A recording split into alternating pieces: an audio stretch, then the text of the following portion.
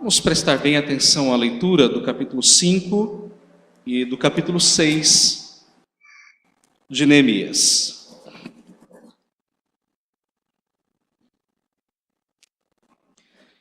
Assim diz a palavra do Senhor. Foi grande, porém, o clamor do povo e de suas mulheres contra os judeus, seus irmãos. Porque havia os que diziam: somos muitos, nós, nossos filhos e nossas filhas, que se nos dê trigo para que comamos e vivamos. Também houve os que diziam: as nossas terras, as nossas vinhas e as nossas casas hipotecamos para tomarmos trigo nesta fome. Houve ainda os que diziam: tomamos dinheiro emprestado, até para o tributo do rei, sobre as nossas terras e as nossas vinhas. No entanto, nós somos da mesma carne como eles, e nossos filhos são tão bons como os deles. E eis que sujeitamos nossos filhos e nossas filhas para serem escravos. Algumas de nossas filhas já estão reduzidas à escravidão. Não está em nosso poder evitá-lo, pois os nossos campos e as nossas vinhas já são de outros. Ouvindo eu, diz Neemias, o seu clamor e estas palavras, muito me aborreci. Depois de ter considerado comigo mesmo, repreendi os nobres e magistrados e lhes disse: sois usuários, cada um para com o seu irmão. E convoquei contra eles um grande ajuntamento. Disse-lhes: nós resgatamos os judeus, nossos irmãos, que foram vendidos às gentes, segundo nossas posses. E vós outra vez negociareis vossos irmãos, para que sejam vendidos a nós? Então se calaram e não acharam que responder. Disse mais: não é bom que fazeis. Porventura não devias andar no temor do nosso Deus, por causa do opróbrio dos gentios, os nossos inimigos? Também eu, meus irmãos e moços, lhe demos dinheiro emprestado e trigo, demos de mão a esse empréstimo. Restitui-lhes hoje, vos peço, as suas terras, as suas vinhas, os seus olivais, as suas casas, como também o 100º do dinheiro, do trigo, do vinho e do azeite que exigistes deles. Então responderam: restituir-lhes-emos e nada lhes pediremos. Faremos assim como dizes. Então chamei os sacerdotes e os fiz jurar que fariam segundo prometeram. Também sacudi do meu regaço, isso é, do meu colo, e disse: assim faça, cuida de sua casa e do seu trabalho a todo homem que não cumprir essa promessa, seja sacudido e despojado. E toda a congregação respondeu: amém, e louvaram o Senhor, e o povo fez segundo a sua promessa. Também, desde o dia em que fui nomeado seu governador na terra de Judá, desde o 20º ano até o 32º ano do rei Artaxerxes, 12 anos, nem eu, nem meus irmãos comemos o pão devido ao governador. Mas os primeiros governadores, que foram antes de mim, oprimiram o povo e lhe tomaram pão e vinho, além de 40 ciclos de prata, até os seus moços dominavam sobre o povo. Porém eu assim não fiz, por causa do temor de Deus. Antes, também na obra deste muro fiz reparação, e terra nenhuma compramos, e todos os meus moços se ajuntaram ali para a obra. Também 150 homens dos judeus e dos magistrados, e os que vinham a nós dentre as gentes que estavam ao nosso redor, eram meus hóspedes. O que se preparava para cada dia era um boi e 6 ovelhas escolhidas. Também à minha custa eram preparadas aves, e de 10 em 10 dias muito vinho de todas as espécies. Nem por isso exigiu pão devido ao governador, porquanto a servidão deste povo era grande. Lembra-te de mim para o meu bem, ó meu Deus, e de tudo quanto fiz a este povo. Tendo ouvido Sambalá, Tobias e Gesem o arábio, e o resto de nossos inimigos, que eu tinha edificado o muro, e que nele já não havia brecha nenhuma, ainda que até este tempo não tinham posto os portais, as portas nos portais, Sambalá e Gesem mandaram dizer-me: vem, encontremo-nos nas aldeias, no vale de Ono. Porém, intentavam fazer-me mal. Enviei-lhes mensageiros a dizer: estou fazendo grande obra, de modo que não poderei descer.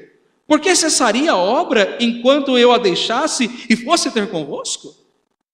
4 vezes me enviaram o mesmo pedido. Eu, porém, lhes dei sempre a mesma resposta.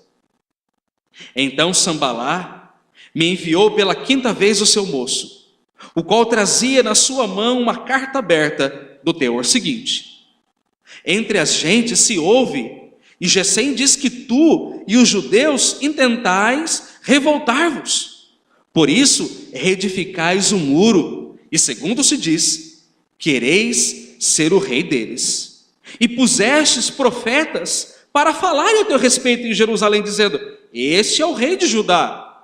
Ora, o rei ouvirá isso, segundo essas palavras. Vem, pois, e agora, e consultemos juntamente.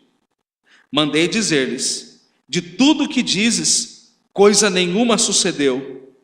Tu, do teu coração, é que o inventas.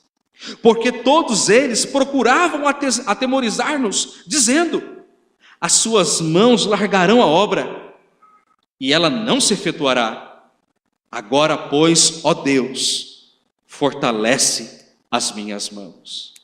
Tendo eu ido à casa de Semaías, filho de Delaías, filho de Meetabel, que estava encerrado, disse ele: vamos juntamente à casa de Deus, ao meio do templo, e fechemos as portas do templo, porque virão matar-te, aliás, de noite virão matar-te. Porém, eu disse: homem como eu fugiria? E quem há como eu que entre no templo para que viva? De maneira nenhuma entrarei. Então percebi que não era Deus quem o enviara. Tal profecia falou ele contra mim, porque Tobias e Sambalá o subornaram. Para isto o subornaram, para me atemorizar, e para que eu assim viesse a proceder e a pecar, para que tivessem motivo de me infamar e me vituperassem, quer dizer, me envergonhassem. Lembra-te, meu Deus, de Tobias e de Sambalá, no tocante a estas suas obras, e também daquela profetisa, Noádia, e dos mais profetas que procuraram atemorizar-me. Acabou-se, pois, o muro, aos 25 dias do mês de Elu, em 52 dias. Sucedeu que, ouvindo todos os nossos inimigos, temeram todos os gentios, nossos circunvizinhos, e decaíram muito no seu próprio conceito, porque reconheceram que por intervenção de nosso Deus é que fizemos esta obra. Também naqueles dias, alguns nobres de Judá escreveram muitas cartas que iam para Tobias, e cartas de Tobias vinham para eles, pois muitos em Judá lhe eram ajuramentados, porque era genro de Secanias, filho de Ara, e seu filho Joanã se casara com a filha de Mesulão, filho de Berequias. Também das suas boas ações falavam na minha presença, e as minhas palavras levavam a ele. Tobias escrevia cartas para me atemorizar. Vamos orar. Senhor, fala ao nosso coração. Ajuda-nos, Pai, a compreender aquilo que o Senhor escreveu na Tua palavra. E ajuda-nos, ó Deus, a extrair lições preciosas para a nossa vida através deste livro. Fala, Senhor, a cada coração e usa, Deus amado, a vida deste teu servo como um instrumento nas tuas mãos para a edificação da tua igreja e para a glória do nome de Jesus Cristo. É nele, Senhor, que nós oramos. Amém. Irmãos, o que é que está acontecendo aqui? Os muros estão sendo levantados. A obra está caminhando. Mas os problemas também vão surgindo. Na medida em que os muros vão sendo reconstruídos, as brechas vão sendo fechadas ao longo do percurso, os inimigos estão à flor da pele. Há inimigos ao norte, Sambalá, há inimigos a leste, Tobias, há inimigos ao sul, Gesem. Do lado esquerdo, ao mar. Eles estão cercados, eles precisam reconstruir os muros. Por quê? Porque a reconstrução dos muros tinha a ver com a adoração. Se eles não reconstruíssem os muros, eles não podiam retomar a adoração no templo. Aliás, eles precisavam reconstruir o templo para que a adoração fosse retomada. Então a questão não era simplesmente refazer um muro. O que estava por detrás era uma questão religiosa. Os muros tinham um simbolismo. Era a nação de Israel, a nação de Judá, se reerguendo, se levantando do pó e dizendo: nós vamos voltar a adorar a Deus. O problema é que esses muros estão caídos há 140 anos. Quando os babilônicos, os medos, os persas invadiram Judá e Jerusalém, eles destruíram os muros, destruíram as casas, destruíram o templo, saquearam o templo e foram embora. E levaram o povo de Deus cativo. Esse povo permanece 70 anos no cativeiro. Depois de 70 anos, Deus então dá a liberdade ao seu povo, ele retorna a Judá, a Jerusalém. Mas se passam mais 70 anos e os muros estão lá ainda caídos. Esse é o problema. Então, um grupo de judeus vai para Neemias e diz: Neemias, a situação é essa. A pobreza, a fome, os muros estão caídos, o templo está derribado, não há comida, não há adoração, não há culto. Aí Neemias ora a Deus, primeiro ele senta, chora, lamenta por alguns dias, ele ora a Deus e vai para o rei e diz assim: eu peço que o senhor me dê uma licença aí por tempo mais ou menos indeterminado, eu peço que o senhor me dê um salvo-conduto para viajar pelo império e chegar até Judá, e eu peço que o senhor me dê madeira para reconstruir os muros, o templo e a minha própria casa. E ele vai, e ele começa a reconstrução, e os inimigos estão ali atormentando, né? Porque eles não querem, porque em última instância era uma guerra religiosa, não era uma guerra política ou militar, era religiosa, porque Sambalá e Tobias eram pagãos, eram adoradores de deuses estranhos, e eles não queriam que o povo de Deus voltasse a adorar o Deus verdadeiro, o Deus de Israel. E o que é que nós aprendemos até aqui então com essa lição? Já vimos basicamente 5 lições. Primeira atitude de Neemias: buscar intensamente a Deus. Ele ora a Deus. Ele não fica lá choramingando, não, ele ora a Deus. Ele busca a Deus de maneira intensa. Ele passa vários dias orando e jejuando. Segundo, ter atitude confiante em Deus. Ele vai ao rei, ele ora, mas ele vai ao rei. Ele não fica de braços cruzados. Ah, meu Deus, e agora? O que é que vai ser de mim, né? Como muitas pessoas às vezes ficam. Diante de uma situação negativa, as pessoas sentam, choram, lamentam e ficam lá a vida toda. Não, o tempo do choro, do lamento tem que terminar, tem que passar. E a gente tem que levantar a cabeça, olhar para Deus, confiar em Deus, mas tem que fazer. É aquilo que eu sempre digo. Quando a gente está numa necessidade ou num desemprego, a gente não pode sentar no sofá, né, depois que perde o emprego, senta, chora, lamenta e fica lá. Senhor, agora me manda aquele emprego, Senhor, que eu possa trabalhar 3 dias na semana, né, e que eu possa ter um salário desse tamanho, ter 2 férias por ano. Isso não vai acontecer. Nós temos que ir para a luta, temos que entregar currículo, temos que ir atrás, temos que trabalhar pelo pão de cada dia. E foi isso que Neemias fez. Ele foi ao rei e ele poderia ser morto. Lembram-se que a Bíblia diz que ele estava com medo de falar com o rei? Por que ele tinha medo? Porque foi aquele rei, não exatamente aquele, mas o descendente daquele, que levou o povo dele cativo para a Babilônia. Então você imagina, vai pedir uma coisa para o seu próprio inimigo? Não é fácil isso, mas foi isso que ele fez. Terceira coisa, Neemias deixou Deus conduzir tudo. Lembra que ele vai para Jerusalém, ele inspeciona os muros, ele vê o que precisa, a quantidade de madeira, onde está caído, onde não está, o que tem que ser feito, quantos trabalhadores seriam necessários para reconstruir os muros. Mas ele deixa Deus conduzir tudo. Ele não sai colocando no WhatsApp, montando um grupo dos reconstrutores do muro, né? Ele nem vai lá para o Facebook e faz uma selfie, né? Dizendo assim, olha gente, eu estou aqui nos muros de Jerusalém, atenção gente, vamos fazer uma vaquinha online para a gente reconstruir. Não. Ele deixa Deus conduzir. Ele deixa Deus trabalhar. Ele é um homem muito sábio naquilo que faz. Quarto lugar, nós vimos que cada um tem que fazer a sua parte. Capítulo 5 narra isso, nós já lemos isso. Ou melhor, capítulo de número 3, né? Capítulo 3 é a narrativa disso. Cada família fazendo a sua parte. Até mesmo mulheres, moças, carregando pedra. E é um detalhe interessante, né? Que enquanto os muros eram reconstruídos, havia a ameaça dos inimigos de invadirem Jerusalém novamente. E a Bíblia diz que enquanto um carregava a pedra com uma mão, com a outra empunhava a lança, a espada.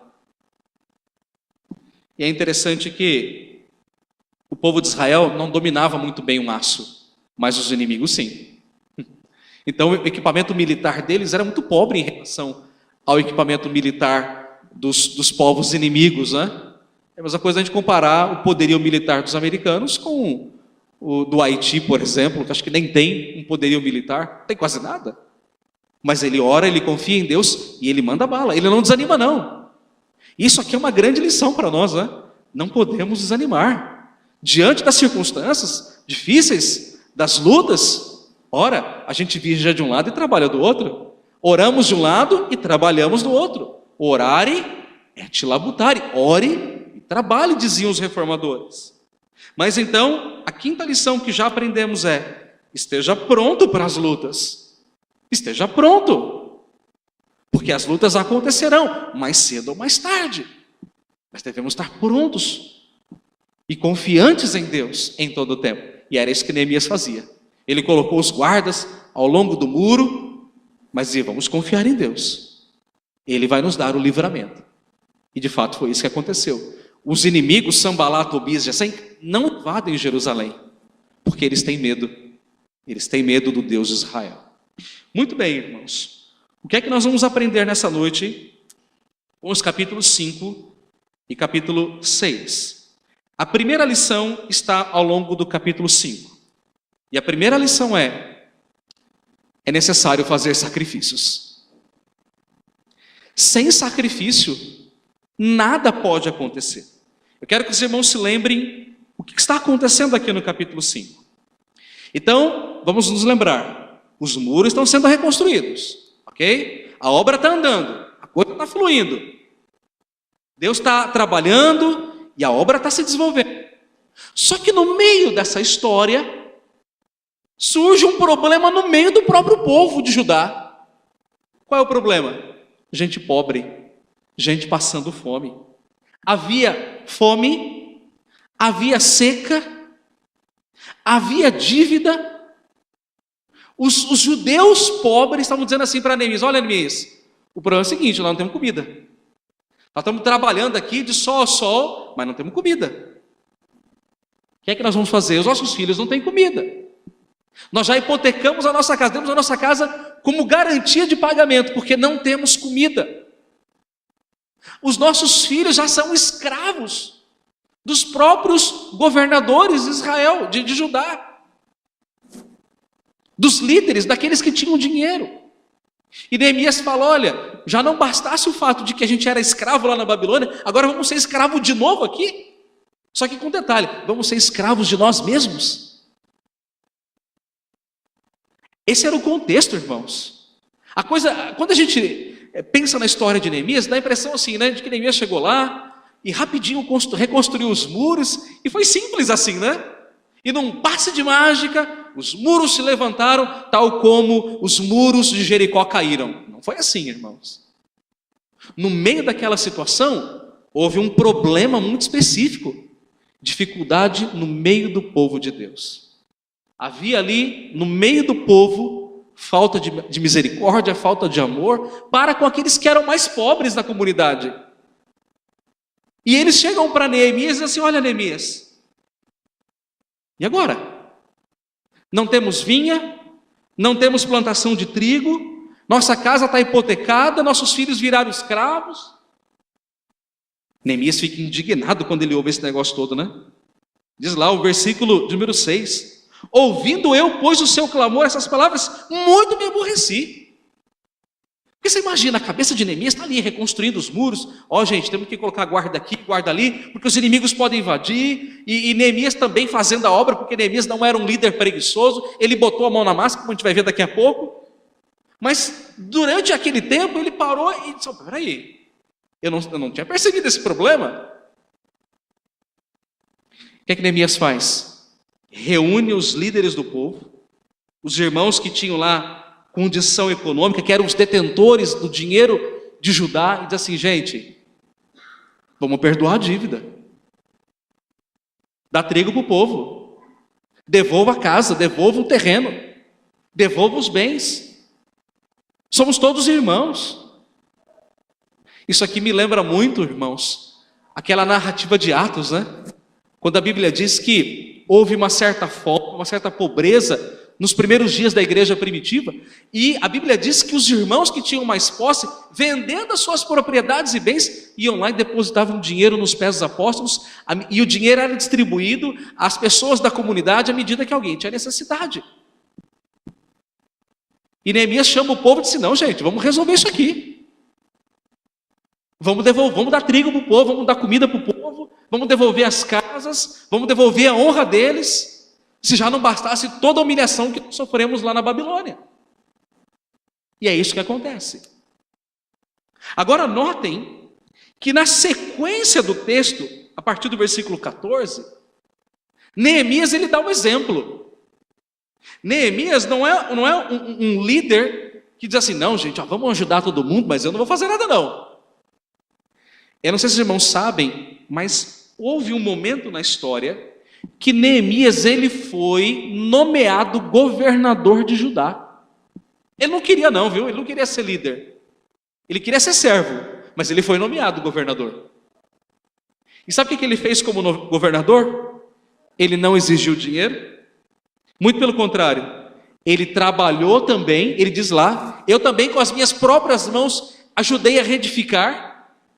Coloquei a mão na pedra, literalmente. Eu não fiquei lá: ó, gente, Deus está conosco, mas trabalhem aí, né? E eu fico aqui olhando. Não, ele foi para a batalha. Ele também foi lá e pegou no duro, acordando cedo, indo dormir tarde com seus moços, ajudando, mas ele também trabalhou. Ele era um líder que dava o exemplo. Estamos juntos. E de fato, irmãos, a gente vê que isso funciona em todo lugar. É numa empresa, em qualquer lugar. Se o líder, o gerente, o chefe não vai, não faz, não mostra, a coisa não anda, irmãos. Essa é a realidade.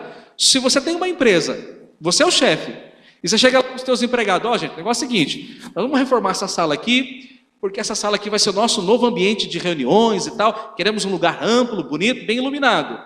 Por enquanto está feio, então precisamos dar uma boa pintura, precisamos fazer uma higienização, e aí você diz assim: gente, está aqui a tinta, pode pintar. Aí você pega uma cadeira, põe bem no meio assim e fica sentado, né? Aí você diz assim para o fulano: olha, João, está faltando ali, ó, está uma falha de tinta ali. Aí você diz para Maria: olha, Maria, aqui está sujo, tem que limpar. Que ânimo vocês acham que os liderados vão ter para realizar alguma coisa? Pensa assim: esse cara é folgado, né? É assim que as pessoas pensam. Então o líder, ele tem que ser o primeiro. Ele pode não fazer tudo, e não deve fazer tudo. Ele pode não fazer o mais pesado, talvez porque não consiga, ou não pode, talvez possa não fazer o mais difícil, porque não sabe, mas ele tem que estar lá. Ele tem que estar junto. Ele tem que dizer: vamos juntos. Eu não consigo, mas eu estou junto. Eu não sei, mas vamos juntos. É isso que Neemias está fazendo aqui. E tem um detalhe muito interessante que me chama muita atenção. É o fato de que Neemias, ele não exigiu o salário que ele deveria ter como governador. Ele não exigiu, não. Ele disse assim: olha, O pão que era devido ao governador, o pão aqui é um símbolo do dinheiro, dos recursos do governador, ele falou assim, eu não quis não. Muito pelo contrário, sabe o que ele fez? Ele, na própria casa dele, deu pouso a 150 homens. E ainda daquilo que competia ao rei, que não era o salário dele, mas era da manutenção do rei, ele diz lá, né? No verso 17, também 150 homens dos judeus e dos magistrados, e dos que vinham a nós, dentre as gentes que estavam ao nosso redor, eram os meus filhos. Ah, pensou? Quando a gente vê uma família na casa da gente, 3, 4 pessoas, 5, a gente fica quase maluco. Imagina 150 pessoas. E aí diz o texto, verso 18, e o que se preparava para cada dia era um boi, 6 ovelhas escolhidas, e também à minha custa, isto é, do meu próprio dinheiro, eram preparadas aves, e de vez em quando tinha um vinhozinho lá de boa qualidade, né? Para dar uma diferenciada no cardápio, né? Agora diz o texto lá no versículo 18, nem por isso, exigiu pão devido ao governador. Sabe por quê? Porque a servidão deste povo já era grande. Agora, o que Neemias tinha em mente quando ele fazia isso? Sabe o que ele tinha em mente? O verso 19, a recompensa vem de Deus. Diz lá o verso 19, ó Senhor, lembra-te de mim, tudo quanto eu fiz para esse povo. Em outras palavras, ó Deus amado, eu estou tirando do meu bolso, eu estou empregando na tua obra, eu estou colocando a mão na massa, eu estou hospedando 150 pessoas, eu coloco do meu bolso, mas que o Senhor me dê a recompensa no momento certo. E ele foi recompensado, os irmãos poderão ver lá na frente, quando a gente chegar lá, no decorrer da história. O que a gente aprende com isso, irmãos? Nós aprendemos que tem que haver sacrifício. Se não houver sacrifício, as coisas não acontecem. Isso serve, irmãos, para qualquer coisa na vida. Qualquer coisa que você vai fazer na vida. Se não tiver sacrifício, não acontece. Nada cai do céu. Emprego bom não cai do céu. Casa boa não cai do céu. Um carrinho não cai do céu. Uma roupa não cai do céu. Nem a nossa própria saúde cai do céu. Se a gente não se alimentar bem, não fizer exercício, a gente sabe disso. Não adianta, eu quero ter uma saúde impecável. Ora, se você não fizer um bom regime, não comer uma boa alimentação, quando eu digo boa alimentação, não estou dizendo comer picanha, não. Uma alimentação equilibrada e não fizer exercício, não adianta, não tem remédio que vai te dar saúde. O remédio pode ajudar a combater a doença, mas não vai te dar saúde. Você pode tomar um ginkgo biloba, uma vitamina de A, Z, ajuda um pouquinho, mas não resolve. E você pode ver que todos esses programas aí para te não engordar ou para emagrecer, diz lá, aliado, uma boa alimentação e exercícios. Sempre assim. Tudo na vida tem que ter sacrifício. Se a gente quer comprar uma casa, tem que ter sacrifício, tem que se esforçar. Agora é hora de apertar o cinto, então vamos comer arroz com ovo, para que eu possa juntar o dinheiro para dar uma entrada e comprar a casa. Eu quero comprar meu carrinho, então agora eu vou andar de bicicleta. Mas vai chegar a hora que eu vou andar de carro. É assim na vida como um todo. Por que eu estou dizendo isso tudo? Porque foi isso que Neemias fez. Porque se não fosse isso, como é que os muros seriam reconstruídos? Deus ia mandar o pão do céu, a ovelha do céu, o boi do céu? Tem que haver sacrifício. Por que eu estou dizendo isso? E eu quero trazer isso para o nosso contexto aqui da igreja agora. Se não houver um sacrifício nosso, como é que nós vamos construir isso aqui, irmãos? Vamos esperar que Deus mande os bloquinhos lá do céu? Vamos esperar que Deus mande as colunas, já com ferro e com concreto do céu? E que ao caírem, vão cair no lugar certinho para nós? É assim que vai acontecer? Não é assim, irmãos. Sabe que não é o trabalhar de Deus. Deus quer que cada um de nós faça a sua parte. Deus quer que cada um de nós se sacrifique por amor à obra dele. Então, muitas vezes, a gente tem que parar de pensar um pouco menos em nós, e dizer assim, bom, o que é que eu posso fazer agora pela minha igreja? O que é que eu posso fazer pela obra da minha igreja? Como é que eu posso construir, ou ajudar a construir o templo da minha igreja? Talvez não tenha que exigir um sacrifício de nós? Será que não é a hora de eu parar e pensar, pera um pouquinho. Até agora eu pensei em mim, deixa eu pensar um pouquinho na igreja agora. O que é que eu posso fazer? O que é que eu posso dar que pode contribuir para a construção do edifício? Os irmãos estão vendo. A minha sala, essa semana foi chuva. Sexta-feira eu mudei a mesa de um lugar para o outro. Achei que não estava pingando. Quando eu vi, estava pingando a minha Bíblia. Mudei para o outro lado, estava pingando a apostila. E aí não tem para onde mudar, eu tenho que conviver com as goteiras. A gente vai numa sala após outra, tem mofo, tem umidade, a parede toda descascando. A gente tem dificuldade para se reunir nas salas porque o cheirinho de mofo é forte. Os irmãos podem ver que aqui no templo eu tenho até medo de acender a luz quando eu venho durante a semana, porque quando você acende, a água está lá dentro do conduíte, dentro lá desse negócio aqui, como é que chama? O soquete, onde encosta a lâmpada, e aí dá curto e queima a lâmpada. Uma aqui já queimou essa semana, ou 2 semanas atrás. E os irmãos podem olhar, em cada lugar que a gente vê tem um rastilho de infiltração. E não tem laje que aguente sol e chuva. É natural, a laje dá trinca mesmo. Tem uma laje perfeita. Então qual é a solução? Temos que construir. É o único jeito da gente resolver esse problema. E se nós conseguirmos fazer a primeira e a segunda laje, irmãos, estamos quase que no paraíso. A gente leva o templo para cima e em cima do templo as salas. Vamos ter salas boas, bem arejadas. Vamos ter um templo sem goteira, com ótima ventilação para o verão. Então nós temos que nos sacrificar. Temos que colocar um pouquinho de lado a nossa vontade, os nossos sonhos e propósitos, por um pouquinho de tempo só, para nos dedicarmos àquilo que Deus tem colocado diante de nós. Eu pergunto a você, você tem feito algum sacrifício pela sua igreja? Você tem dedicado um pouquinho mais daquilo que você pode, daquilo que você tem, para a sua igreja?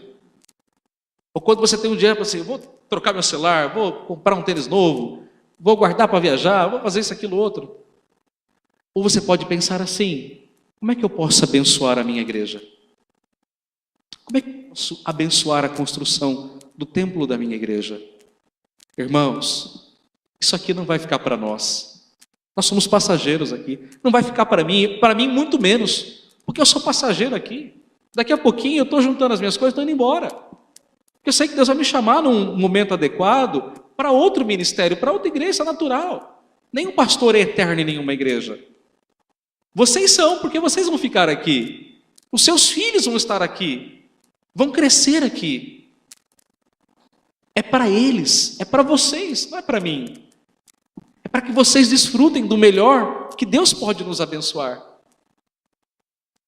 Como vai ser gostoso ver os seus filhos crescendo aqui, numa escola cristã, num templo maior, mais arejado.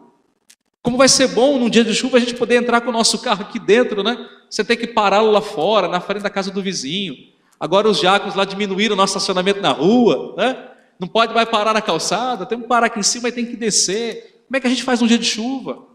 Não seria tão mais cômodo a gente entrar com o nosso carrinho aqui dentro, parar aqui, subir a escadinha, chegar no templo? Ou pegar o elevador futuramente, querendo o nosso Deus? Então a gente tem que pensar assim, não é no agora, é no depois. Quando o nosso edifício chegava lá até o 8º andar, parecia muito impossível, né, seu Mendes? Olha, até o Edgar brincava, né? O 8º andar eu vou ver da glória, né? Brincava muito com isso. Agora que caiu para 3, está mais fácil. Não está mais difícil, está mais fácil. Simplificou a coisa. Temos falta de fé? Não. Temos que ter visão das coisas. Se eu posso resolver um problema com 3, por que eu vou fazer 8, que é muito mais caro? Eu faço 3, que é o que eu posso fazer. Neemias reconstruiu os muros, mas ele não rebocou os muros com parede com reboque de ouro, não. Ele fez o que tinha que fazer. Ele fez o que tinha que ser feito. E nós temos que fazer o que tem que ser feito. O que é que precisa ser feito agora? Precisamos levantar 2 lajes. É isso que nós precisamos. Sabemos onde estamos, sabemos onde precisamos chegar. Precisamos encontrar o meio para isso. Mas eu quero continuar um pouquinho mais no texto. Capítulo 6. O que é que nós aprendemos aqui nesse capítulo de número 6? do verso 1 até o verso 14, é preciso fortalecer-se em Deus. O que está acontecendo aqui no capítulo 6? Os inimigos estão tentando armar uma emboscada para Neemias. Olha lá, Sanbalá, Tobias e Gesem se juntam, né? O rei do norte, o rei do sul, o rei do leste, diz assim: Neemias, nós queremos ter um encontro pessoal com você. Vamos resolver a coisa aqui no tete a tete. E Neemias não era bobo, ele percebeu que era uma emboscada, e ele mandou o mensageiro dele dizer assim o seguinte: olha, eu tenho muita coisa para fazer aqui, não tenho tempo para perder nisso não. E se eu sair daqui, a obra vai parar, e eu não posso sair daqui. E aí os inimigos então não se deram por satisfeitos. O que eles disseram? Mandaram uma carta aberta para Neemias dizendo o seguinte: olha, a informação que corre nos bastidores é que você está querendo reconstruir os muros para se rebelar contra o rei Artaxerxes. Olha o que eles foram inventar. Não deu para matar o camarada? Então vamos colocar o camarada contra o rei. O que é que eles inventaram? Botaram no Facebook da época dizendo o seguinte: olha, Neemias vai reconstruir os muros porque ele quer agora derrotar o rei Artaxerxes. E pior, eles inventaram a história de que Neemias tinha levantado uns profetas em Judá para dizer que ele seria o novo rei. Olha que absurdo que eles pegaram. E aí, quando a informação chegasse então lá em Artaxerxes pegaria o exército dele, viria contra Judá, derrotaria todo mundo e levaria de novo Neemias e aquele bando de judeus para a Babilônia. Mas, irmãos, Neemias foi tão inteligente e ele percebeu a sagacidade desses inimigos. Ele disse: olha, verso 8, manda dizer para eles o seguinte: de tudo que vocês estão dizendo aí, nenhuma coisa é verdade. Isso tudo é invenção do coração de vocês. Mas tem um detalhe: eu sei que vocês estão tentando botar medo em mim. Eu sei que vocês estão tentando me atemorizar. Porque se vocês colocarem medo em mim e eu desistir da obra, a obra não vai em frente. E aí sabe o que é que ele diz? Verso 9. Procuravam todos eles atemorizar-nos, dizendo: não, vocês vão largar a obra, ela não vai se concluir não. Sabe aquelas pessoas que estão sempre negativas? Vai dar certo não. Ih, se eu fosse você eu nem começaria. Rapaz, isso aí já é favas contadas, não vai dar certo. Ih, rapaz, não dá certo não. Vocês não vão aguentar o tranco. É muito muro, gente, é muita pedra. Lembrando que os murinhos não eram esses murinhos de concreto nosso. Eram muros muito largos, todos de pedra. Pedras irregulares. Eram muros externos. Lembre-se lá das muralhas da China. A da China ainda era pequenininha, perto das muralhas lá de Judá. Da China não é tão larga quanto aquela de Judá. Mas aí Neemias fala assim para eles: olha, tudo bem, vocês querem colocar medo em nós? Querem nos fazer desistir dessa obra? Mas eu quero dizer uma coisa para vocês. Agora, pois, ó Deus, fortalece as minhas mãos. Irmãos, a força do povo de Deus não está nele mesmo, mas está no Deus do povo. Essa é a grande diferença. Neemias não vai lá e fala assim: não, nós podemos, vamos em frente. Não! Senhor, fortalece as nossas mãos. Senhor, nos dá graça. Eu me lembro exatamente, irmãos, da oração do apóstolo Paulo, lá na segunda carta dele aos Coríntios, no capítulo 12. Quando Paulo fala para Deus que tinha um espinho na carne dele que estava machucando, não era um espinho físico, mas poderia ser alguma coisa muito dolorida espiritualmente. Alguns dizem que era a perseguição dos judeus, porque onde Paulo ia, ele era perseguido, era apedrejado, ele era açoitado. E Paulo fala: Senhor, tira de mim esse espinho. E ele pede 3 vezes a Deus. Qual foi a resposta de Deus? Paulo, a minha graça te basta. É mais ou menos isso que está acontecendo aqui no texto. Deus não tirou os inimigos, não. Os inimigos estavam lá, cercando Judá, ao norte, ao leste e ao sul. Mas Neemias, ele ora a Deus e fala assim: Senhor, fortalece as minhas mãos. Irmãos, Deus muitas vezes não vai tirar os nossos problemas, muitas vezes não vai tirar as nossas enfermidades. Deus muitas vezes vai permitir sim que passemos por lutas, por provações, mas Deus estará ali fortalecendo as nossas mãos e nos dando graça. Não pensemos que quando começarmos a construir aqui a parte de cima, e vamos construir, que tudo vai assim, de vento em polpa, e hoje a gente faz uma coisa. Não, vão surgir dificuldades. Senhor, fortalece as nossas mãos. Senhor, fortalece as nossas mãos. E há um detalhe muito interessante, né? Que eles compram, eles subornam uma pessoa de Judá para dizer para Neemias o seguinte: Neemias, vamos nos esconder lá no templo, porque hoje à noite eles virão te matar. Aí ele fala assim: você acha que eu só me esconder? Você acha que eu tenho medo desse povo aí? Eu não vou para templo coisa nenhuma. Porque eu confio em Deus. Eu sei quem é o meu Deus. E ele sabia que aquele profeta não vinha de Deus coisa nenhuma. Era uma dessas profetadas daí por aí afora, né? Verso 12, então percebi que não era Deus que o enviara, não. Tal profecia falou ele contra mim, porque Tobias e Sambalá o subornaram. Irmãos, muitas vezes, pessoas assim virão. Virão para dar palavras negativas, para desanimar, para causar temor, para causar medo, para desestimular. Ah, não faz isso não vai dar certo. Tem gente que é especialista nisso. Mas é Deus quem fortalece as nossas mãos. É Deus quem vai fortalecer a igreja nos dias mais difíceis da sua caminhada. Hoje pela manhã eu entrei na minha sala e tinha uma poça de água gigante lá. Não sei, tem uma trinca lá, eu vou dizer, viu? Deve ser uma fenda rochosa, porque vaza muita água. Nenhum lugar daqui vaza tanta água como lá.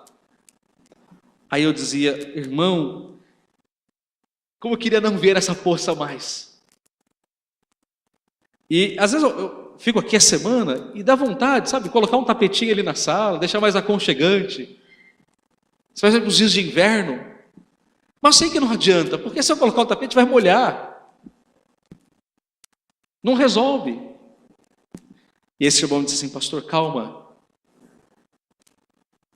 Tão logo Deus nos fará ir para cima. Puxa, aquilo me marcou tanto, porque naquele momento que eu fiquei um pouquinho desanimado em ver aquela poça d'água ali gigante, porque isso não tem na minha casa, e acho que não tem na casa dos irmãos também. Espero que não tenha. Porque se tem, a gente vai lá, passa uma massa, cobre, põe aquela manta por cima e resolve a rachadura e pronto. Mas aqui nem isso dá para a gente fazer. Porque tudo que a gente tentar fazer aqui nesse telhado é paliativo. Ah, podemos botar uma manta de fora a fora, é paliativo. Porque depois que eu construir a manta vai ser inócua, não vai servir para nada. Não resolve o meu problema. Ah, pastor, mas cobrir resolveria cobrir. Ora, mas gastamos num telhado até aqui que não resolveu. As crianças subiram, quebraram, cá de pipa, e a água está aí. Então, não adianta a gente ficar querendo encontrar atalhos. Nós temos que encontrar a solução. E a solução é construir. E como fazer isso? Quando Deus estiver fortalecendo as nossas mãos. Usando cada um de nós. E fortalecendo as nossas mãos. E eu quero caminhar então aqui para o meu último ponto, que está aí nos versos 15 a 19. Última verdade.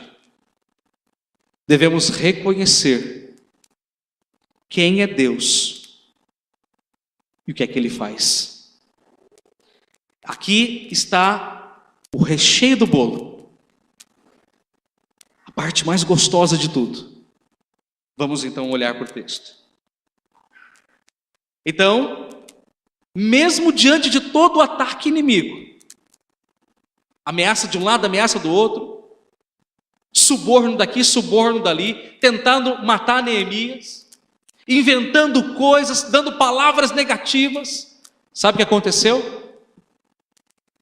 Em 52 dias, 52 dias, o muro foi reconstruído.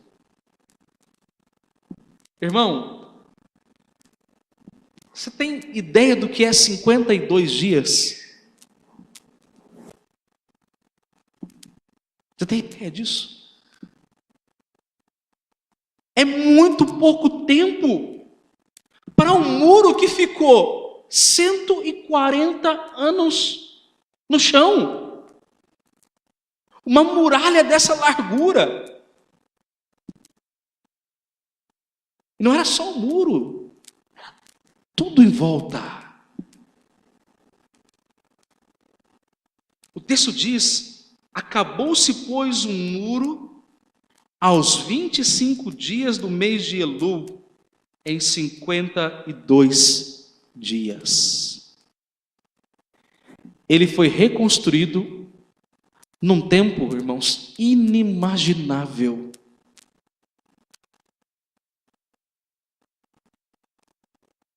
Você sabe por quê? Por causa daquilo que está escrito no versículo 16.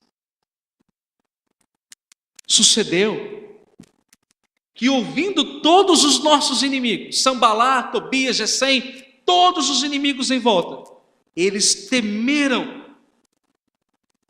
todos os gentios, nossos circunvizinhos, os vizinhos ao redor, e decaíram muito no seu próprio. Quer dizer, a gente estava errado. O nosso prognóstico estava errado.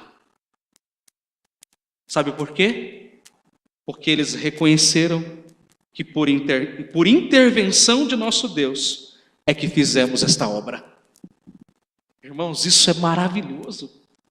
Isso aqui é Deus operando um milagre.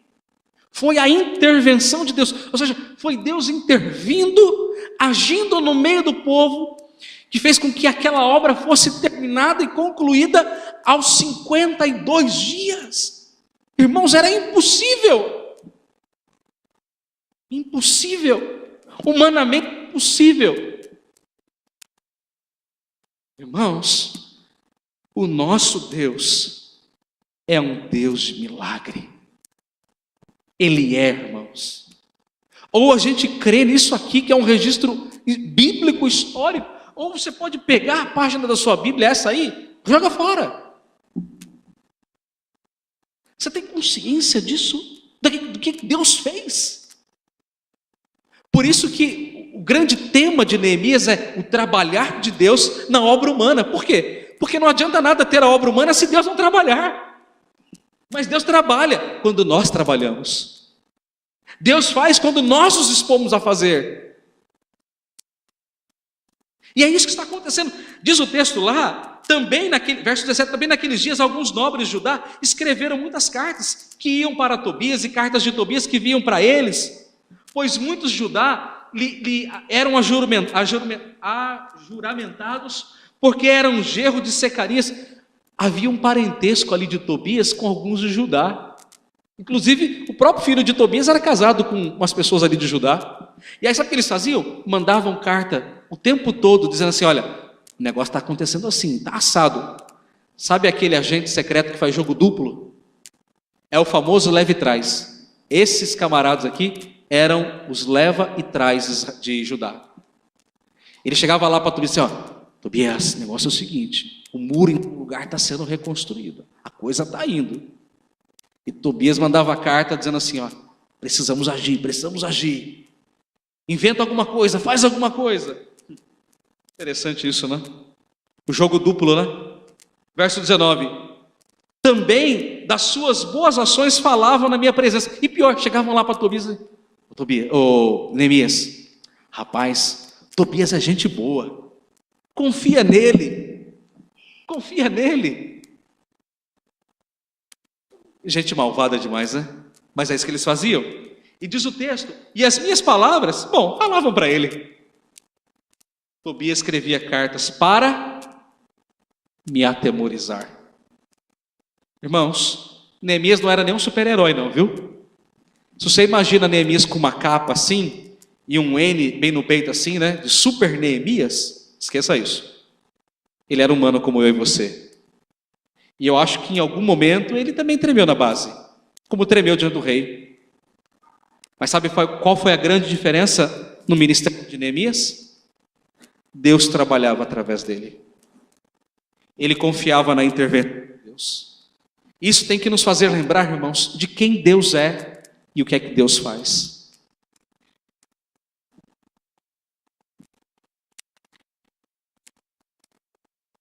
Abra o seu boletim, se você tiver com um boletim. Abra lá no primeiro aviso que tem no seu boletim.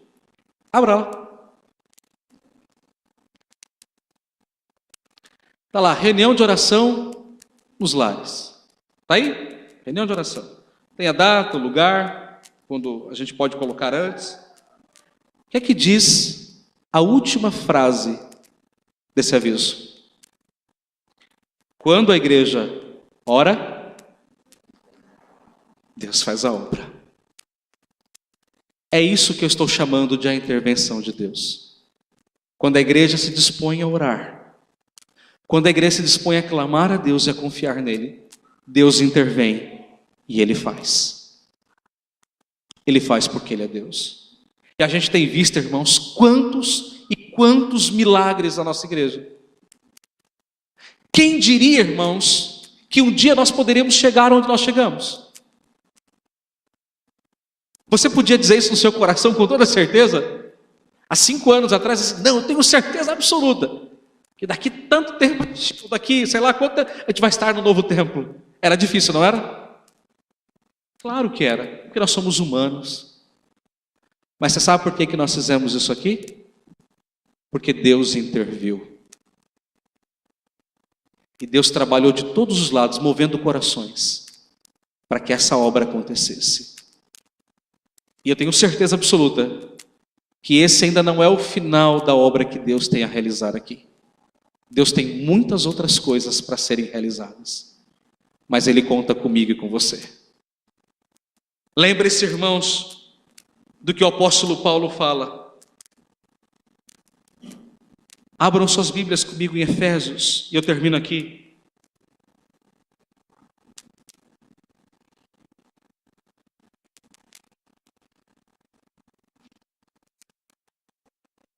Efésios capítulo 6, versículo 10.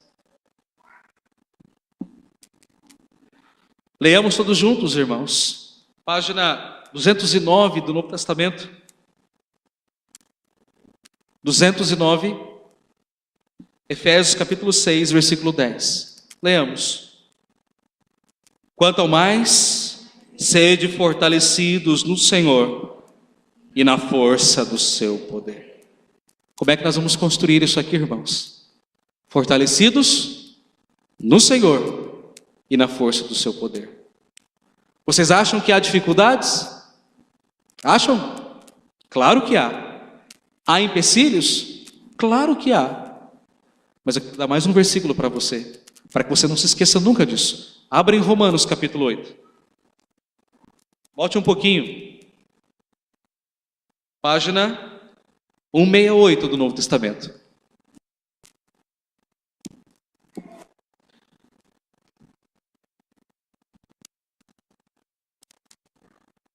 Se um dia você se sentir desanimado, desestimulado para qualquer coisa, ou achar que Deus não pode, ou que o mundo inteiro está contra você, ou contra a igreja, eu quero que você se lembre de um versículo na sua vida. Romanos 8:31. Leamos. Que diremos, pois, à vista dessas coisas? Se Deus é por nós, quem será contra nós? Se Deus é pela igreja do Girassol, irmãos, quem será contra ela? Que Deus os abençoe. Amém. Senhor, louvado seja o teu nome pela tua palavra. Bendito seja o teu nome pelas coisas que o Senhor tem realizado. Nós queremos, ó Deus, orar agora, pedindo que o Senhor, em nome de Jesus, desperte a tua igreja. Desperta, ó Deus, o teu povo. Que cada um de nós, ó Deus, possa sacrificar-se por um pouco, ó Deus, para que possamos ver a tua obra sendo construída, para que possamos ver esse templo, ó Deus, sendo erguido para a glória do teu nome, Senhor. Mesmo quando vierem os pensamentos negativos, as atitudes negativas, mesmo quando surgirem, ó Deus, as situações difíceis, que nós possamos nos lembrar que nós temos que nos fortalecer no Senhor e na força do seu poder. Nós temos que nos lembrar que se o Senhor é por nós, quem será contra nós? Se o Senhor está ao nosso lado, ó Deus, a tua palavra diz que nós somos mais, muito, muito mais do que vencedores por meio de Cristo Jesus que nos amou. Ó Deus, abençoa a tua igreja, desperta a tua igreja, Senhor. Desperta o teu povo, ó Deus, para contribuir, para dar, para ofertar, ó Deus. Que cada um de nós possa colocar de lado por um pouco de tempo, ó Deus, as nossas prioridades, as nossas coisas pessoais, nossos alvos pessoais, nossas metas pessoais, para que possamos, ó Deus, abrir o nosso coração para dar ao Senhor aquilo que de fato nós precisamos para erigir esta obra, Senhor. Desperta, ó Deus, a tua igreja e abençoa, Senhor, o teu povo por amor de Cristo Jesus. Amém, Senhor. Vamos louvar ao Senhor, queridos, com um hino final, o hino 145. Passamos desse hino a nossa declaração de fé nesta noite.